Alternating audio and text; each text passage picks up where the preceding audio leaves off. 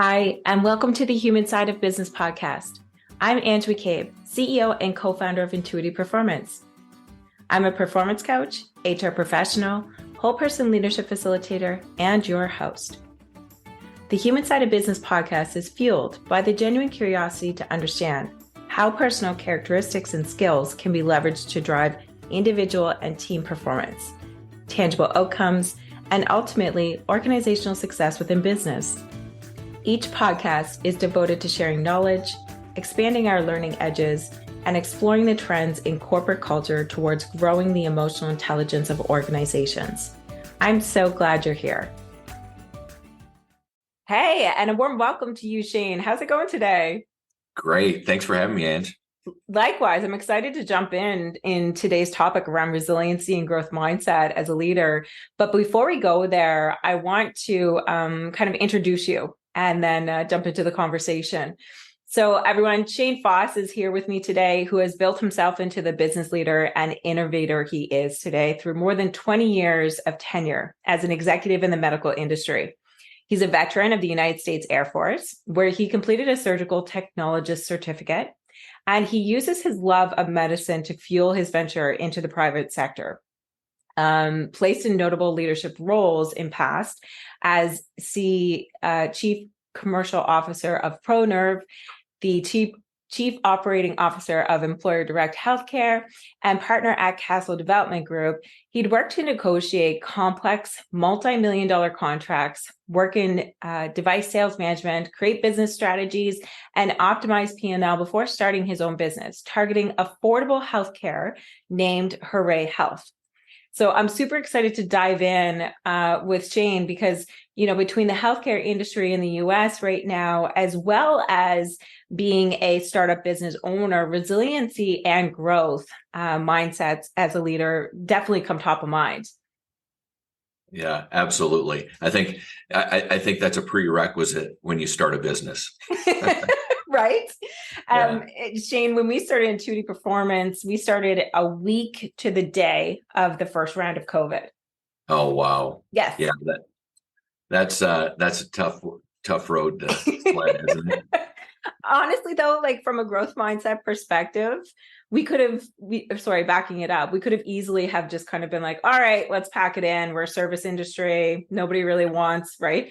But from a growth mindset perspective, we're like, hey, wait a minute. Like the internet is blowing up with online engagements now all across the world. And so a lot of virtual doors had opened for us actually in the first year. That was a bit surprising and grateful for, of course. Yeah. No, look, I think,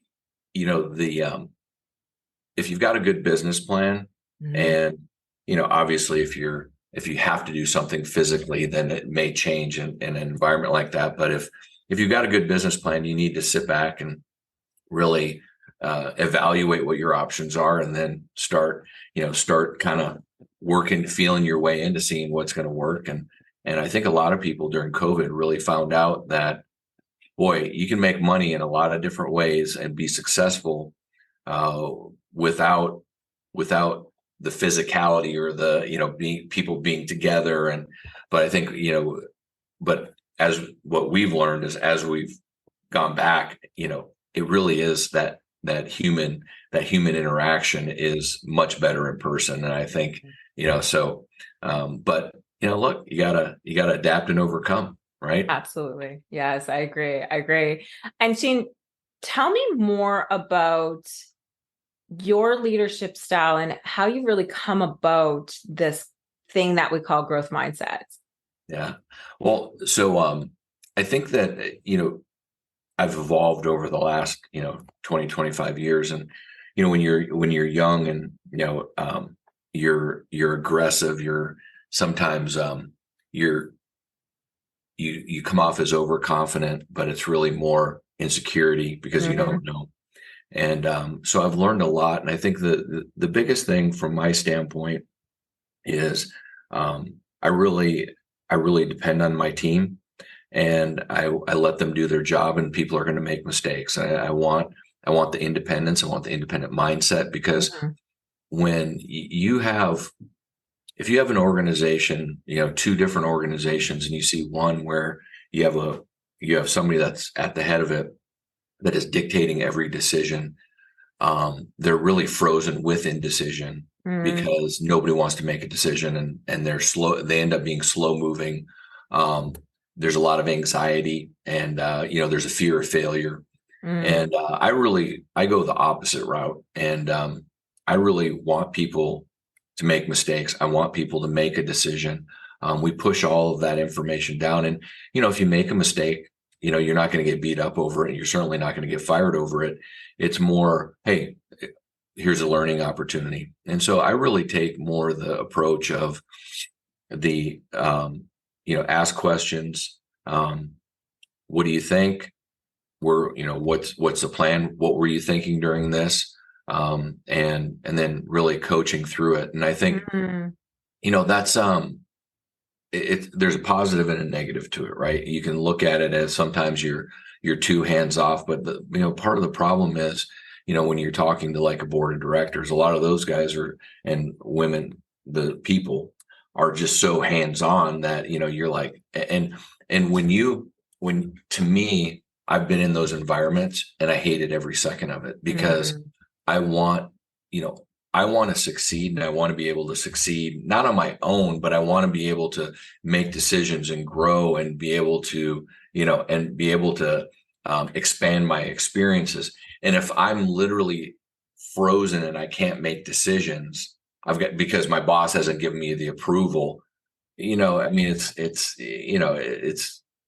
heart wrenching, right? I mean, it's life sucking. And so I really, that's what I really like. I think that the biggest thing to me is if I left tomorrow, would my organization thrive, not survive, but thrive? And the answer is yes. And so that's really what success looks like to me, because I'm doing my job, right? I mean, I think most leaders look at their job as, being the face of the organization, and, everybody looks at them like they think that, without me making the decisions, you're dead. And I'm the exact opposite. I mean, I would love to spend more time in Colorado than doing what I'm doing sometimes. But, that's kind of me in a nutshell. Absolutely. And what I'm hearing is there's a lot of golden nuggets in here. And it's not just about the growth mindset as a leader,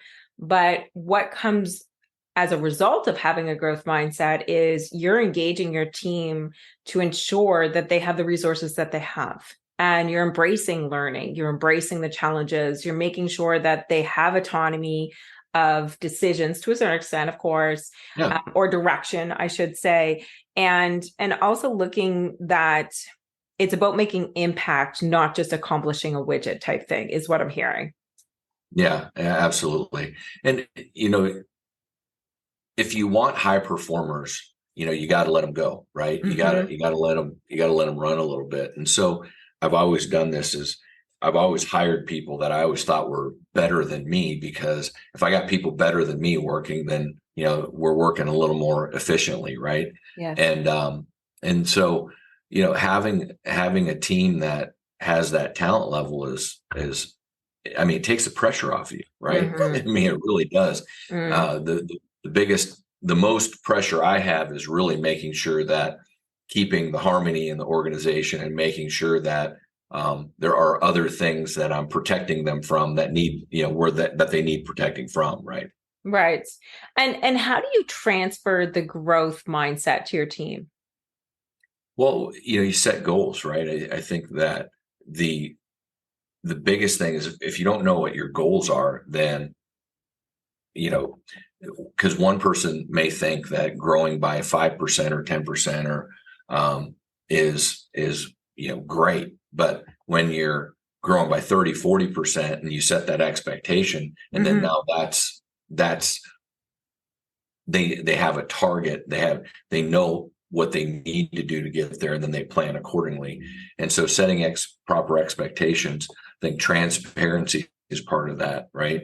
But and growth is really, it's a relative term, because you could be talking about growth professionally, you could be talking about growth within your organization financially, right? How you expand and go into other markets. And so I think, for us, it's really about looking at what, on an individual basis, what their potential is and where they can go from a development standpoint. But on the flip side, when you have metrics that you're holding people to, one of the things that we do is we use a platform that's really good, gives us good structure. And so people know where their metrics are, and we know what our goals are quarter by quarter and what we're doing and what our deliverables are. And so there's a lot of accountability there. And so, and when it's amazing because we call them rocks, but when you have everybody has these rocks and you're achieving them on a quarterly basis, and then you look back at the end of the year, you're like, wow, I was able to grow from here to here because we had that structure to go, and it wasn't one person that was doing everything and then a couple of us skating along. It was everybody was equally going up there, and you have visibility in it, and then of course you have candor in the organization, which is what you need. Absolutely, I agree with that 100%. And out of curiosity, what was coming up for me was knowing that you have strategy in place. How is it that you ensure that your team members have the right skill sets? And I know I don't mean like the hard skills, but I'm talking about the soft skills, because those are the things that allow organizations to really grow, is teams gelling and trust and all that great stuff. So how do you approach that with your team? So first of all, we have quarterly, we have monthly, and then we have quarterly activities as a group, as an organization, because we're still, we have 25 employees. And so we get together on a regular basis just to kind of blow off steam, have fun, and talk and interact. Right. So I think that it's much more difficult to be cold and mean to somebody that, well, their kids' names, their wives' names, or their spouses' names. So that's one of the things. But the other side of it is, I'll give you an example. One of our really high potentials, I meet with her on a monthly basis, and we've gone through multiple books now. And so we were just finishing. We just did the last chapter last week, finished Good to Great. And so really talking through and making sure, because she's not coming out of our meetings. She's not going to be ready on the financial side, P&L side, managing that. She's not going to be ready on all these things. But what we've done the whole time is we've focused on hiring, development, communication, talking. And so she's talking to your team. And so she's been doing these team meetings and doing, like we did 5 dysfunctions of the team first. And so I had her do that. And the feedback was fantastic. And now we just literally had somebody that left. We were able to promote her up, and now she's got this new role. And for us, that's a huge win. And so a lot of it is just, us as leaders developing, working with the young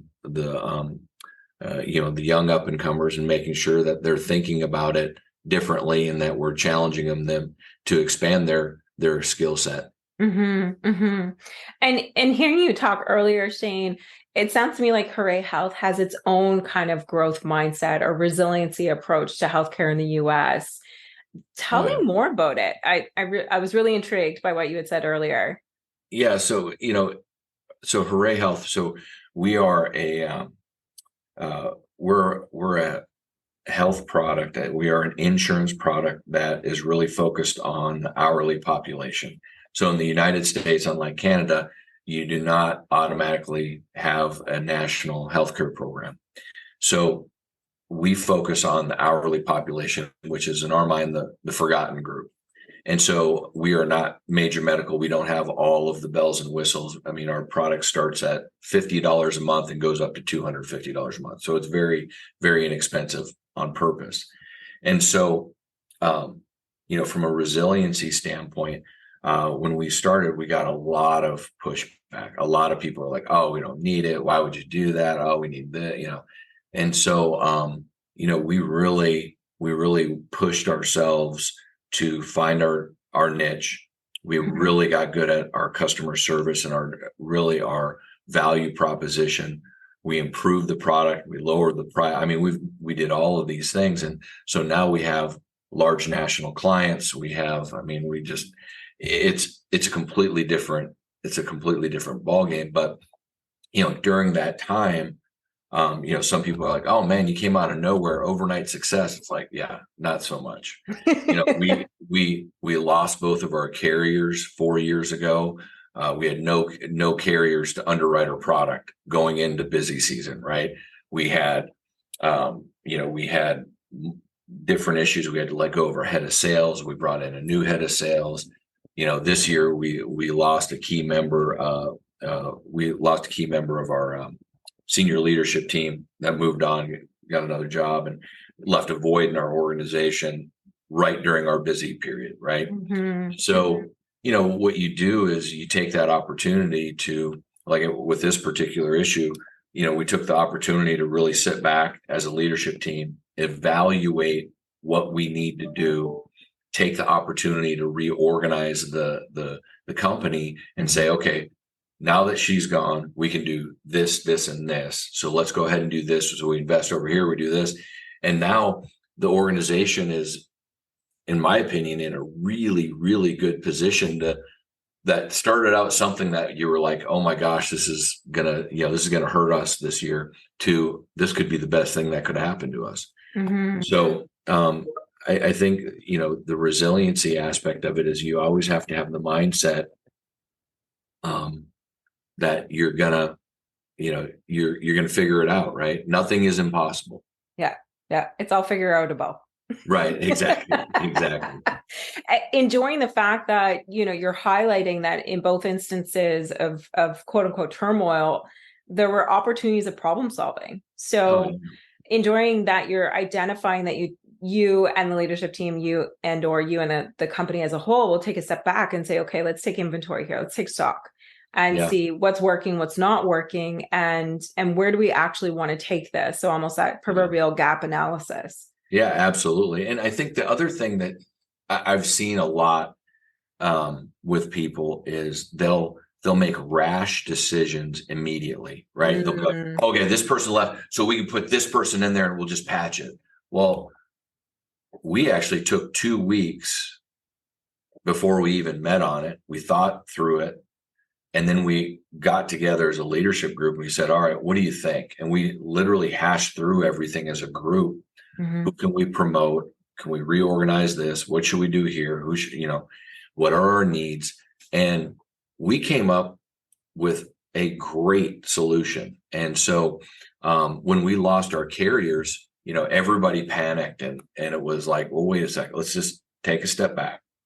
And we ended up getting a carrier that is 10 times better than we had before. We've done all these partnerships, we've done all these things with them now, and we've got such a great relationship, and it's going really well for us and has been going well. Mm-hmm. And so, sometimes, things aren't meant to be, and you just gotta, you as the leader can't panic, right?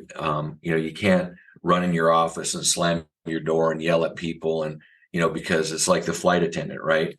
If the flight attendant is calm during rough air, you're going to be calm. But if they're panicking, you're going to be panic, right? Mm-hmm. And so I think that's part of it. And resilience starts with the top, right? I mean, because everybody's looking to you. I mean, if you're saying, oh, we're done, we're closing our doors, then everybody's panicking. But if you're just like, hey, this is part of business, and we have an opportunity to look at this differently, and there you go. Absolutely.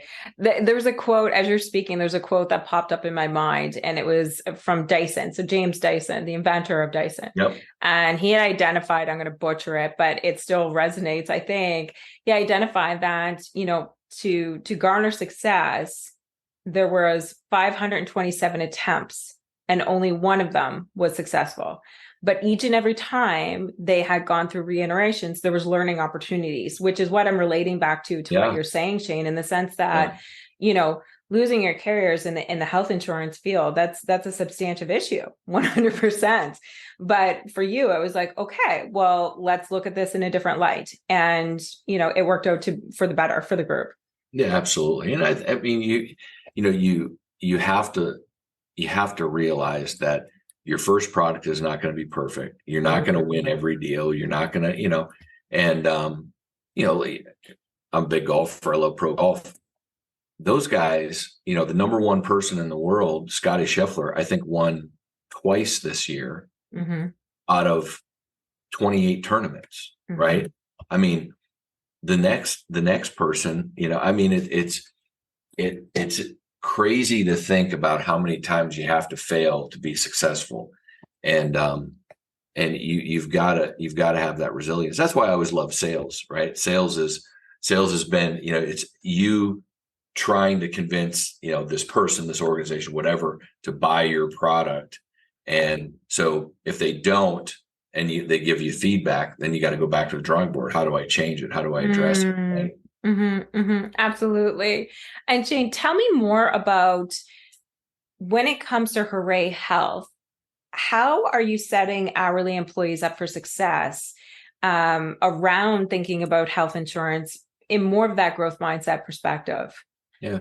So we look at things differently. And so if you look at, when we built the product, we looked at it through the CDC data, which was basically under the age of 50, 95% of all your medical care is going to be minor medical, right? I'm going to the doctor for a checkup. I'm going to the doctor because I'm sick. I've got a lab, an x-ray, something like that.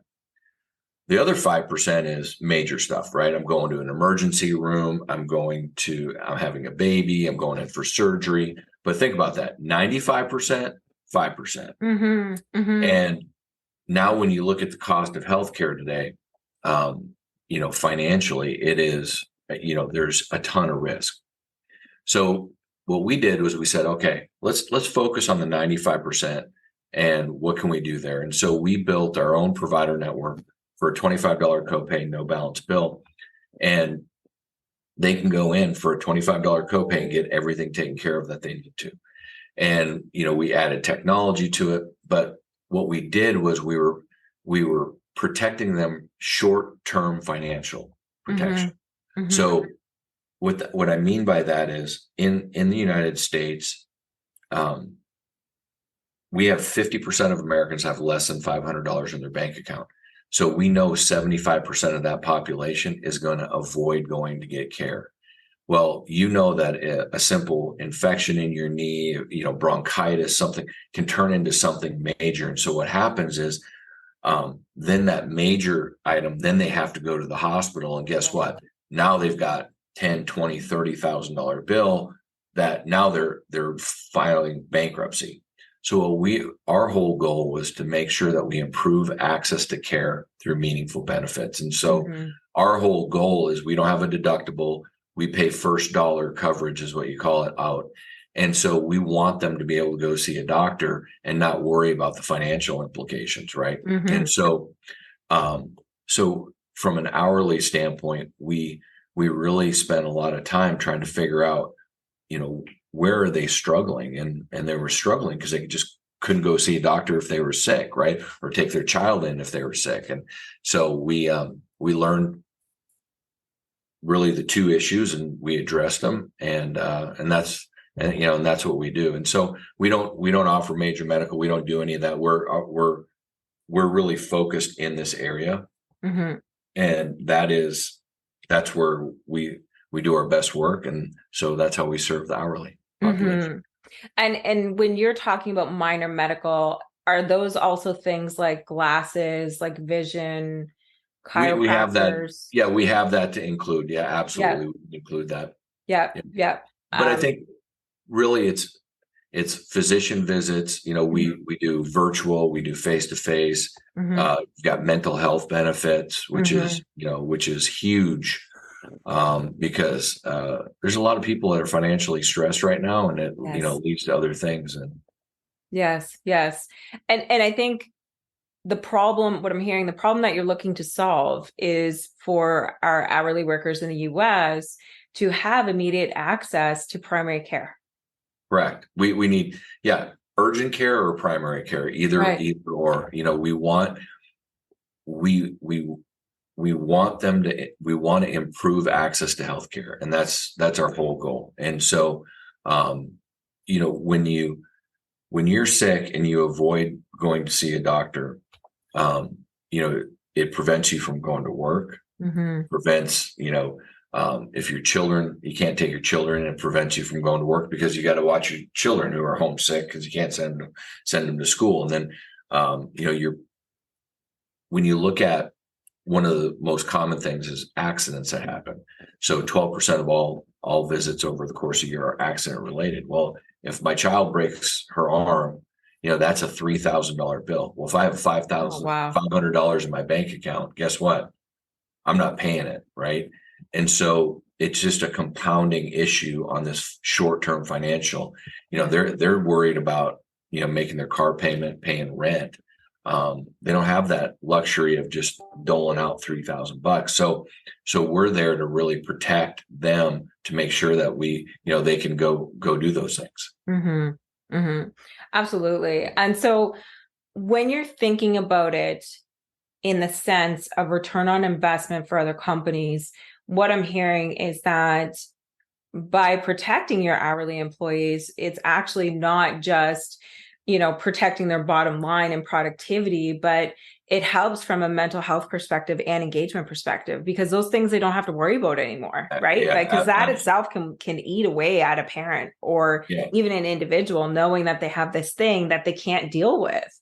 Yeah, absolutely. And so for us, from an employer standpoint, it's great because you've, you have improved access to healthcare for your hourly population. It stabilizes the workforce because they have benefits. We know statistically that over 30% of people that leave an organization are leaving for better benefits. Mm-hmm. So that eliminates that or reduces that. You've got the other side of it is workers' comp.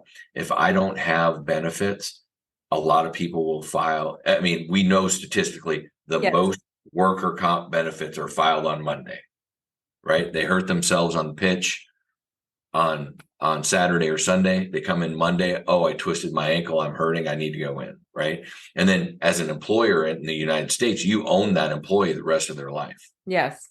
And so that, it reduces some risk there as well. So yeah, it's from an employer standpoint, recruiting and retention, you're competing against other people. And if you have an affordable benefit that you can pay 100% for and provide it to this population, that's a huge benefit to them. Absolutely. Yeah. Yeah. I agree 100%. And so when you're thinking about Hooray Health, what is your vision when it comes to growing the business over the next couple of years? So for us, growing it over the next couple of years, we're really focusing on we've got two areas. One, we continue to go down the path where with employers for hourly employees. The other side that we're getting ready to launch is access for our product as a supplement to major medical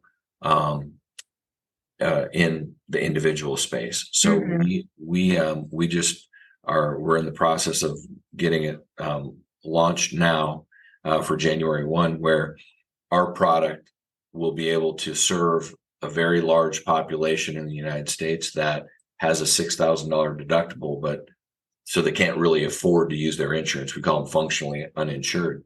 Well, now, our product doesn't cost that much, so they can actually cover that deductible underneath, and it's what we call a non-coordinating gap, to where, for anywhere from, let's say, 60 to $100, now that they've got access to the primary care, they got access to everything else without a deductible. And so it helps. They're covered for that catastrophic, but now they're, at least they're getting their major or minor medical stuff taken care of. And so that's, from a growth standpoint, that's where we're headed. And so we're focused on how do we educate, so we've analyzed the market, analyzed the opportunity, and now we're working with our partners to launch the product and, market and communicate and educate. Amazing work. really enjoying Hooray Health and what it stands for, Shane, in the sense of solving that problem and filling the gap for our hourly workers. How can we reach out to you if we want to get a hold of you?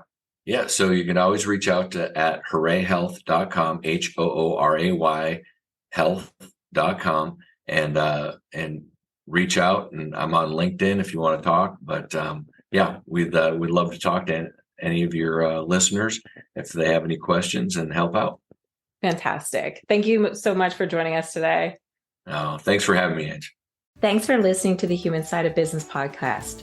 I'm glad you could join us. If you enjoyed today's episode and want to stay updated with our latest content, make sure to visit our website. The link can be found in the episode description, where you can subscribe to the podcast, sign up for our newsletter, and learn more about our whole person leadership services. Sounds interesting? Explore the Whole Person Leadership Cohort by Intuitive Performance, a unique program that offers unparalleled support to managers on every step of their leadership journey. Our program features evidence-based assessments, workbooks, group coaching, and interactive learning experiences to help you level up your leadership skills. Reach out today to apply to one of our upcoming cohorts. Until next time, take care and stay curious.